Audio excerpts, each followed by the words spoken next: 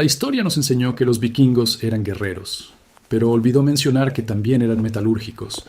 Los mismos artesanos que forjaron los remaches de hierro del barco de Gokstad, excavado por el arqueólogo Nikolai Nikolaisen en 1882 y hoy en el Museo de Barcos Vikingos de Oslo, aplicaban un tratamiento superficial a su hierro y acero, que la industria moderna anticorrosión no replicó formalmente hasta después de 1906.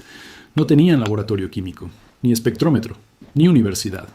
Lo que tenían eran 4 generaciones observando qué ocurría al metal tratado de una forma específica frente al tratado incorrectamente.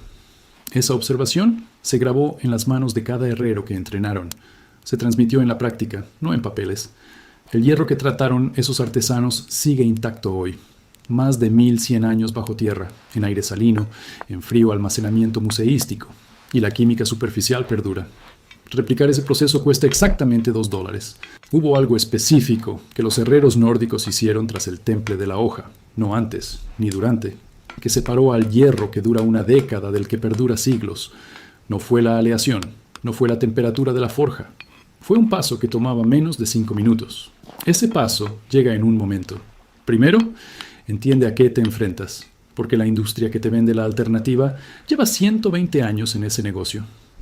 El mercado global de recubrimientos anticorrosión, que incluye cada spray antioxido, tratamiento con cera y aceite patentado vendido a hogares, talleres e industrias, superaba los $22 mil millones en 2021, según Grandview Research. Sprays derivados del petróleo, aceites patentados para hojas, kits de reemplazo programado, suscripciones de afilado que te envían una hoja nueva tratada y te piden no preguntar por qué la anterior dejó de funcionar. Cada producto en ese mercado soluciona un problema ya resuelto. Las tripulaciones vikingas no probaban sus soluciones en condiciones cómodas. Cada técnica se sometía al aire salino del océano, a ciclos de congelación y deshielo en puertos groenlandeses, al agua de sentina estancada, meses contra herrajes de hierro. Si el metal fallaba, el barco fallaba. No sufría, fallaba. Los remaches de hierro recuperados del barco de Gokstad no solo sobrevivieron un viaje marítimo, sobrevivieron 11 siglos de enterramiento, sal, presión y exposición, y aún son examinables estructuralmente en el Museo de Barcos Vikingos de Oslo, donde los conservadores documentaron su estado superficial en un informe de 2001 del director Knut Berg.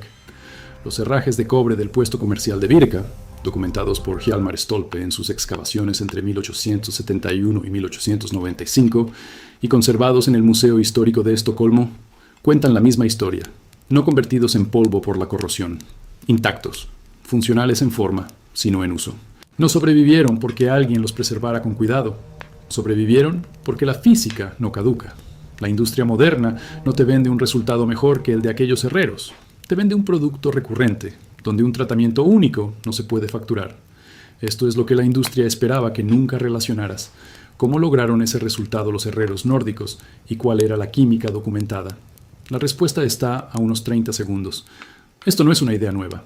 El arqueometalúrgico Alan Williams analizó docenas de hojas de la era vikinga y altomedievales en su publicación de 2003, The Night and the Blast Furnace. Williams documentó que las hojas nórdicas de alta calidad mostraban evidencia de un tratamiento superficial controlado, distinto del simple temple, patrones de distribución de carbono superficial consistentes con la aplicación de compuestos orgánicos a temperatura elevada. Sus hallazgos se cotejaron con exámenes metalúrgicos de las espadas Ulfbert, una clase de hojas vikingas datadas entre 850 y 1050 d.C., reconocidas por la marca inscrita distintiva en ejemplares del Germanisches National Museum en Nuremberg. El monje Teófilo escribió De diversis artibus, hacia 1120 d.C., un manual técnico que cubre la metalurgia con detalle práctico, coincidiendo con las décadas finales de la era vikinga. En la sección sobre endurecimiento y acabado del hierro, Teófilo describe explícitamente el uso de compuestos orgánicos aplicados durante y tras el tratamiento térmico, para cambiar las propiedades superficiales del metal. El manuscrito se conserva en la Biblioteca Medicea Laurenciana de Florencia y fue traducido y analizado por el historiador metalúrgico C.R. Dodwell en una edición de 1961. Janet Lang y Barry Yeager publicaron en 1989 su estudio radiográfico de espadas vikingas y anglosajonas de la colección del Museo Británico. Su análisis documentó capas superficiales en hojas intactas consistentes con un tratamiento orgánico deliberado tras la forja, no una preservación accidental, sino una aplicación estructurada que alteró la estructura externa del hierro de forma aún medible 12 siglos después. El resultado fue una hoja que no solo se mantenía afilada, simplemente perduraba. Punto. Lograr ese resultado no era difícil, era un inconveniente comercial. En las décadas de 1880 y 1890, los primeros recubrimientos industriales antióxido entraron en los mercados europeo y americano. Compuestos derivados del petróleo, emulsiones de aceite mineral, grasas tempranas tipo Cosmoline desarrolladas para almacenamiento metálico prolongado. Estos requerían un suministro continuo de un fabricante. Necesitaban reemplazo programado, exigían comprárselos a alguien. El aceite de linaza crudo y un fuego no requieren comprárselos a nadie. No era erróneo, era inconveniente. La tradición herrera nórdica que transmitió este tratamiento de mano en mano durante 3 siglos, documentada en el registro material de Birka, Hedeby y los talleres de la región de Trondheim, excavados por el arqueólogo noruego Asbjørn Herteg en los años 50 y 60 y publicada en su informe de 1969, Contributions to the Medieval History of Bergen, no se volvió obsoleta porque un producto mejor la reemplazara. Se volvió obsoleta porque un producto facturable necesitaba espacio para existir. No puedes vender una suscripción a una aplicación de aceite de linaza. Puedes vender un recubrimiento patentado con un ciclo de reemplazo de 12 meses. El ciclo de facturación simplemente no tenía espacio para lo gratuito. En el apogeo de la red comercial nórdica, cada tripulación que recorría la ruta del Volga desde Novgorod hasta Bagdad, documentada con detalle por Ibn Fadlan en su relato del año 921 d.C., conocido como la Risala, conservado en la biblioteca del santuario de Meshed, en Irán, y traducido por el historiador Richard Fry en 2005, llevaba cuchillas, herramientas y herrajes de hierro tratados así. Cada una de esas tripulaciones cruzó entornos que destruyen el hierro sin tratar en semanas. Aire salino en el Báltico, agua dulce ácida en los sistemas fluviales, la condensación de las noches frías sobre el metal desnudo, sin drenaje posible. Lo cruzaron todo sin un programa de mantenimiento, sin un producto de reemplazo, sin un proveedor en toda la ruta. El hogar promedio hoy gasta entre 40 y 90 dólares al año en productos antioxido, aceites y recubrimientos para cuchillos, herramientas y equipo exterior. Las tripulaciones nórdicas que cubrían miles de kilómetros de aguas abiertas y ríos no gastaban nada. La química que usaron no ha cambiado ni una variable desde el año 900 d.C. Está en tu cocina ahora mismo y casi nadie la usa. Si eso te ha detenido, este canal existe por esa misma razón. Cada semana rescatamos una técnica más que la industria asumió que nunca encontrarías. Suscríbete y activa la campana para no perderte la próxima. Has visto esto toda tu vida sin conectar los puntos. Cuando curas una sartén de hierro, cuando la untas con aceite, la pones a fuego alto y ves humear hasta que se oscurece, estás haciendo lo que los herreros nórdicos hacían con sus cuchillas. Obligas a una fina capa de aceite polimerizado a penetrar una superficie de hierro caliente. Se adhiere, sella, no sale con agua. No. Cuando aceitas una tabla de madera tras lavarla, aplicas la misma lógica a un material distinto. El aceite llena los pequeños poros. El calor lo lleva más adentro. El resultado es una superficie que el agua no puede penetrar. El herrero nórdico hacía ambas cosas a la vez, sobre el hierro. La lógica es simple, el resultado es innegable. La mayoría que intenta replicar esto se equivoca en el primer paso, no en el aceite, en la temperatura. Acertar ese detalle marca la diferencia entre una superficie que dura un siglo y una que se descascara en una temporada. Esto es todo lo que necesitas. Esto es lo que necesitas. Y quiero ser honesto contigo sobre cada número. Aceite de linaza crudo, no cocido, no mezclado, crudo. Un frasco pequeño, suficiente para tratar de 10 a 15 cuchillas, cuesta unos $2 en cualquier ferretería o tienda agrícola. Es el mismo material que los granjeros han usado en herramientas metálicas por generaciones. Un trozo de tela de algodón limpia, ya tienes esto. Un cuadrado del tamaño de una mano cortado de una camiseta vieja funciona perfecto. Una fuente de calor. Un quemador de cocina, un soplete de propano o una fragua si la tienes. No necesitas fragua. La cocina funciona. Tu cuchilla, herramienta u objeto de hierro funciona en cuchillos de cocina, herramientas de jardín, hachas, cinceles, cualquier hierro o acero al carbón o al descubierto. No funciona en acero inoxidable. El inoxidable ya tiene una barrera de óxido de cromo en su química superficial. Eso es una técnica distinta y un video aparte. Tenazas o guantes de horno. El metal estará lo suficientemente caliente como para quemar la piel al instante. Eso es realmente todo. He aquí lo que la mayoría hace mal al intentar lo que hacían los herreros nórdicos. Aplican el aceite sobre el metal frío. No funciona en metal frío. No porque el hierro frío rechace el aceite, lo absorbe, pero el aceite sobre metal frío se queda en la superficie como el agua en una sartén fría. No se adhiere. En una semana se vuelve pegajoso, acumula polvo y empieza a atrapar humedad debajo. Eso es peor que no tratar nada. Cada tripulación nórdica que perdió herramientas por óxido en un viaje largo, documentado en el análisis de inventarios navales compilado por Ole Krumlin Pedersen en el Museo de Barcos Vikingos de Roskilde y publicado en Barcos y Embarcaciones del Norte, volumen 4, en 2002, las perdió por este mismo error. Aplicación en frío. El aceite se quedó encima. El aire salino se coló por debajo. Las tripulaciones cuyo hierro sobrevivió, los herrajes de hierro del barco de Gokstad, aún estructuralmente sólidos tras 11 siglos, aplicaban aceite sobre metal caliente. Específicamente, metal lo suficientemente caliente como para que el aceite humee al instante de hacer contacto. No que arda, que humee. Esa temperatura es la que crea la unión. He aquí por qué funciona. Cuando el hierro se calienta, su superficie forma una fina capa de óxido de hierro. Imagina como una sartén de hierro adopta un tono gris azulado cuando se calienta de verdad en el fuego. Esa capa es porosa a nivel microscópico, como una esponja con aberturas diminutas pero lo bastante grandes para importar. Cuando el aceite de linaza crudo toca esa capa caliente y porosa, el calor descompone el aceite en cadenas moleculares más pequeñas. Esas cadenas fluyen hacia los poros. Luego se polimerizan, se entrelazan dentro de la superficie del metal como la resina se endurece dentro de la veta de la madera al curarse. Lo que se forma no es un recubrimiento sobre el metal, es aceite dentro del metal, atrapado, curado en su sitio. Las moléculas de agua no pueden pasar, el oxígeno no puede atravesarlo. El ciclo de oxidación no puede comenzar porque la condición superficial que requiere ya no existe. Calienta la hoja de manera uniforme sobre la estufa o con un soplete. Muévela lentamente a través del calor. No buscas que se ponga al rojo vivo. Esa es temperatura de forja, muy superior a lo que necesitas aquí. Buscas el rango que los herreros de antaño llamaban la zona de la paja al azul. No hace falta termómetro. Sostén la hoja sobre el calor y observa la superficie plana. Cambiará de su gris habitual a un dorado pálido, luego a un amarillo pajizo más intenso, y después a un azul violáceo. En el instante en que veas aparecer ese primer matiz azul, retira la hoja del calor. Ese color azul es la señal.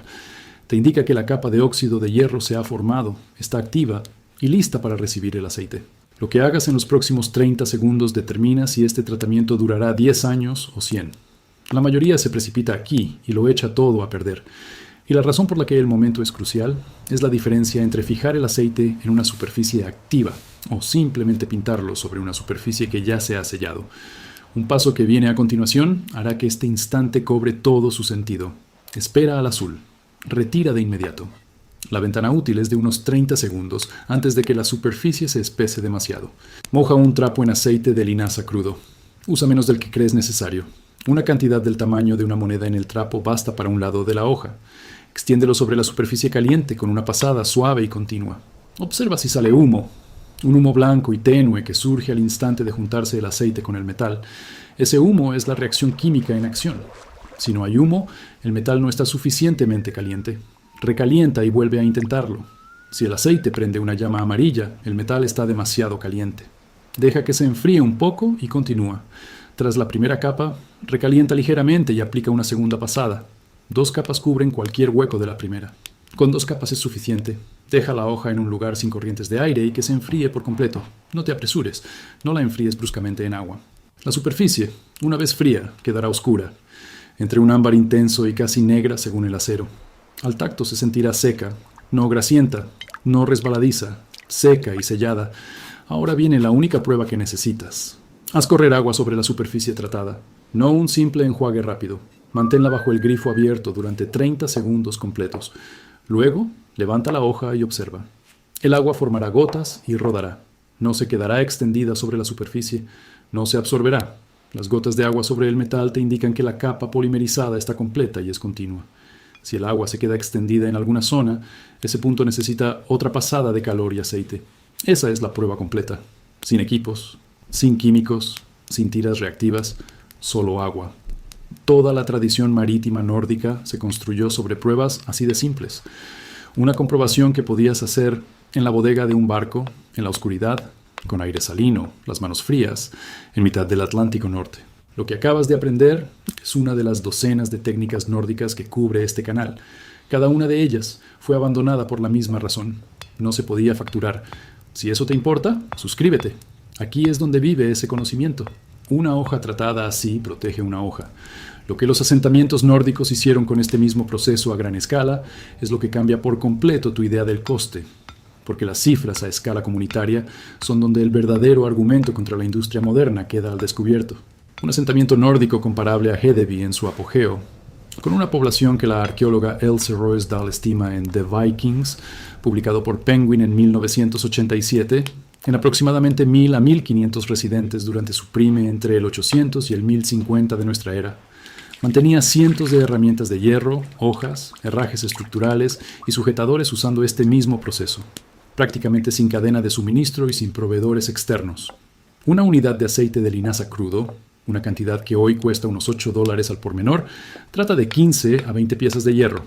Una comunidad de ese tamaño, tratando todo su stock metálico para una temporada, requería una provisión que cualquier asentamiento con acceso al lino podía producir completamente en sus propias tierras. Piensa lo que eso significa para un solo hogar. Una botella de aceite de linaza trata cada cuchillo, cada herramienta de jardín, cada hacha, cada sartén de hierro que poseas. No caduca, no requiere recargas, no hay que volver a comprarla hasta que se acabe. Y para un hogar de 4 personas que trata sus herramientas una vez al año, eso puede llevar 2 años o más, sin facturas, sin infraestructura, sin pedir permiso a nadie. Hay una condición en la que esta técnica funciona peor que en todas las demás. Los artesanos nórdicos lo sabían. Lo tuvieron en cuenta. La forma en que lo resolvieron es lo último de este guión. Agua dulce estancada. En concreto, agua quieta con alto contenido orgánico. Orillas pantanosas. Remansos de río. Charcas ricas en materia en descomposición. El agua salada corroe la mayoría de metales más rápido que el agua dulce en condiciones normales. Pero este tipo concreto de agua dulce ácida actúa de otro modo. La sal atrae la humedad hacia la superficie metálica por ósmosis. El agua dulce ácida ablanda con el tiempo la capa exterior de aceite polimerizado, creando vías microscópicas para que el oxígeno alcance el hierro subyacente. El tratamiento con linaza resiste bien el aire salino. Resiste con menos eficacia el agua estancada ácida. Las hojas almacenadas en esas condiciones, en embarcaciones que pasaban largos periodos en sistemas fluviales, específicamente las rutas orientales del Volga y el Dnieper, usadas por los vikingos Rus, muestran en el registro arqueológico un tratamiento superficial degradado, recuperado en el complejo funerario de Gnezdovo, cerca de Smolensk. Esos hallazgos fueron analizados por la arqueóloga Tamara Pushkina y publicados en su informe de 1996 sobre la cultura material nórdica en la región alta del Volga, conservado en la Universidad Estatal de Moscú. La solución nórdica era sencilla y no requería nada nuevo. Primero, reaplicación. Una pasada ligera de calor y aceite tras cualquier exposición prolongada a agua dulce. No un acabado completo. Una capa de mantenimiento. 10 minutos al fuego. Esto restauraba la química superficial antes de que la degradación alcanzara el hierro. Segundo, sebo derretido. Grasa de vacuno u ovino hervida hasta ser un líquido claro. Aplicado como base bajo el aceite de linaza en hojas destinadas a ríos. El sebo crea una barrera algo más espesa y blanda que resiste el agua ácida mejor que solo el aceite. La combinación de base de sebo y capa superior de linaza fue la respuesta nórdica a la única condición que su tratamiento estándar soportaba peor. El sebo derretido de grasa de vacuno cuesta menos de $1. La solución para la única debilidad de la técnica cuesta $1. Los remaches de hierro del barco de Gokstad siguen en Oslo. No están tras un cristal protector por ser frágiles. Están tras cristal porque tienen 11 siglos y aún son estructuralmente sólidos, y esa combinación es lo que los hace dignos de protección. El tratamiento superficial en esos remaches aún perdura. La química aún funciona. La capa de óxido unida al aceite orgánico alrededor del año 900 d.C. aún cumple la función exacta para la que se aplicó. A la física no le importa que sea antiguo. El aceite de linaza crudo de tu ferretería tiene la misma estructura molecular que el que los herreros nórdicos aplicaban al hierro caliente en el siglo IX. La capa de óxido en tu hoja se forma igual que la de ellos. La polimerización ocurre igual. El agua aún se escurre. Lo que construiste hoy hace lo mismo. No sé qué te trajo aquí. No importa. Funciona igual.